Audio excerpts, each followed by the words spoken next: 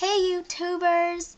Today we are doing a story time with Pascale, and we're reading Farley and the Lost Bone by Lynn Johnston and Beth Cruikshank.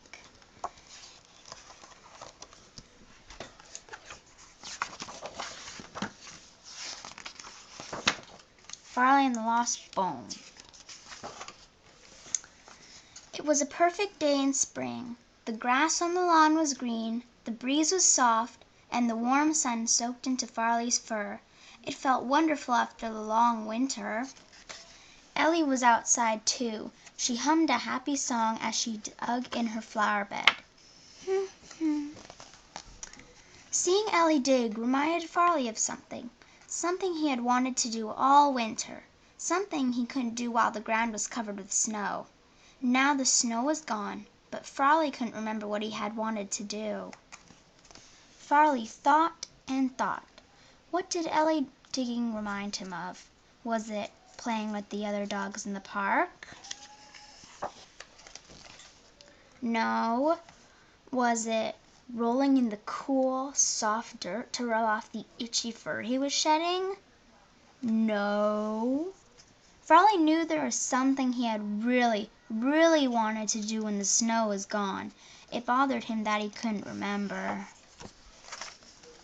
Then he saw John pick up a wrench. He remembered.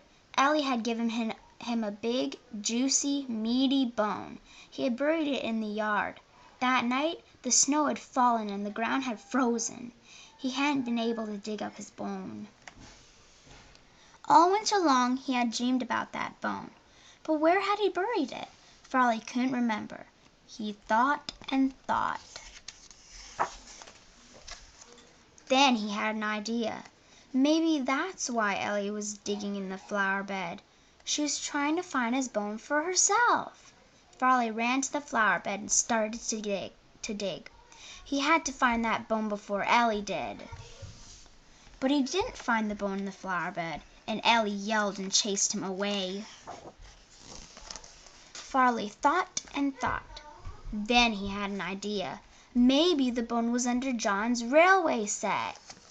But he didn't find the bone under the railway set, and John yelled and chased him away. Farley thought and thought. Then he had an idea. Maybe the bone was in Lizzie's sandbox.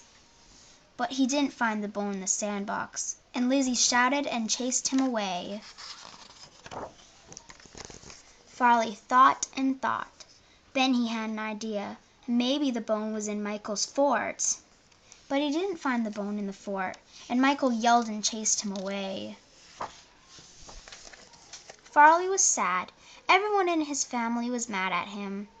He hadn't meant to bother anyone. He just wanted so badly to find his bone.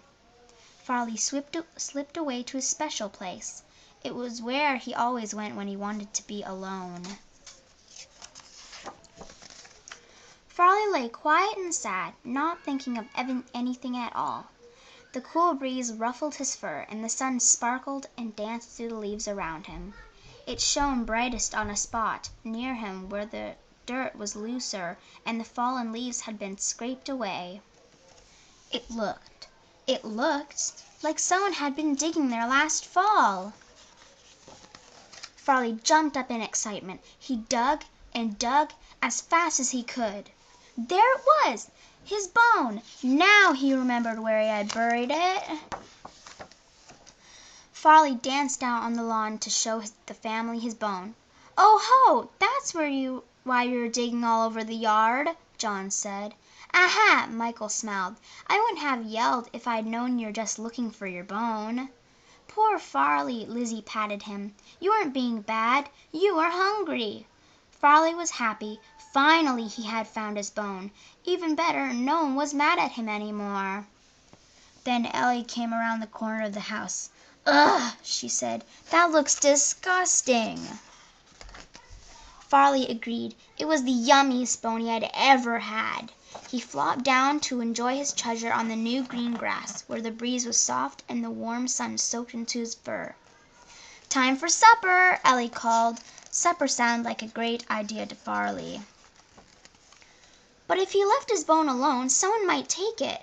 Farley decided to put his bone well out of sight. He dug a deep hole, placed the bone inside, and covered it up carefully. He knew it would taste just as good when he dug it up again tomorrow, or the next day, or the next, if he can just remember where he had buried it. Thank you for watching!